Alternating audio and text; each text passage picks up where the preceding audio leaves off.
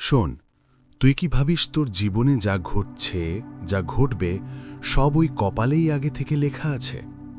আয়, তোকে একটা মজার কথা বলি। অনেকে মনে করে ভাগ্য হলো একটা রেল লাইন, যার উপর দিয়ে ট্রেন চলবেই। কিন্তু আমি বলি কি, ভাগ্য হলো আসলে একটা কাঁচা মাটির তাল। কুমোর যেমন করে তাকে আকার দেয়, তোর জীবনটাও ঠিক তেমনই। লোকে বলে কপালে লেখা থাকে। আরে পাগল, কপালে কোনো ভাষা লেখা থাকে না। কপালে যেটা থাকে সেটা হলো তোর স্বভাব আর তোর চেষ্টা। তুই যদি অলস হোস, তোর কপালে লেখা থাকবে অভাব। তুই যদি লড়াকু হোস, তবে তোর কপালে লেখা থাকবে জয়।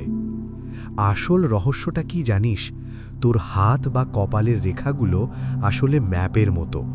ম্যাপ তোকে রাস্তা দেখাতে পারে, কিন্তু পথটা তো তোকেই হাঁটতে হবে।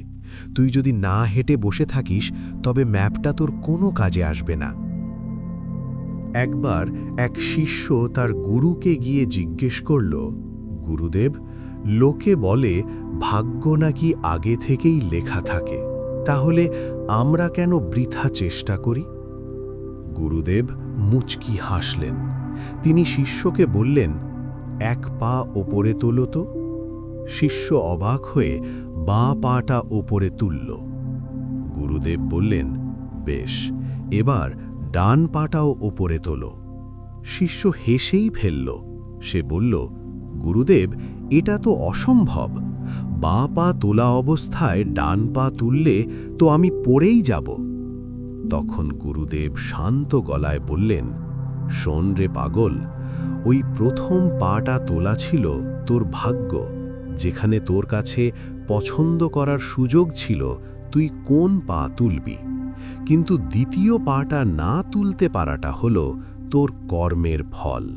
অর্থাৎ ভাগ্য তোকে শুধু সুযোগ দেয়, আর তোর একটা সিদ্ধান্ত তোর পরের মুহূর্তের ভাগ্য তৈরি করে দেয়। ভাগ্যকে দোষ দিয়ে সময় নষ্ট করিস না, বরং এমন কিছু করে দেখা যেন ভগবান নিজে নিচে নেমে এসে তোকে জিজ্ঞেস করে, বলতো দেখি, তোর কপালে আমি এবার কি লিখব? তোর মনে হতে পারে, তাহলে কি ভগবানের কোনো হাত নেই?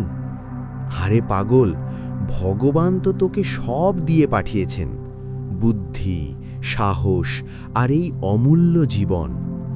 এখন তুই যদি হাত গুটিয়ে বসে থাকিস আর বলিস কপালে যা আছে তাই হবে, তবে সেটা ভগবানের অপমান। মনে রাখিস, চারা গাছ লাগানো তোর ভাগ্য, তোর কাছে বীজ ছিল। জল দেওয়া তোর কর্ম, আর সেই গাছ থেকে মিষ্টি ফল পাওয়াটা হলো তোর সফলতা। তাই কপালে কি লেখা আছে তা নিয়ে মাথা ঘামানো বন্ধ কর। তুই আজ যেটা করবি, কাল সেটাই তোর ভাগ্য হয়ে তোর সামনে দাঁড়াবে। নিজের ওপর বিশ্বাস রাখ, আর মনে মনে বল, আমার ভাগ্য আমিই লিখব।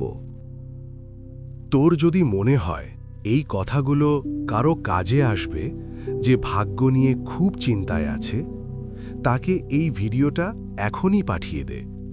ভালো থাকিস।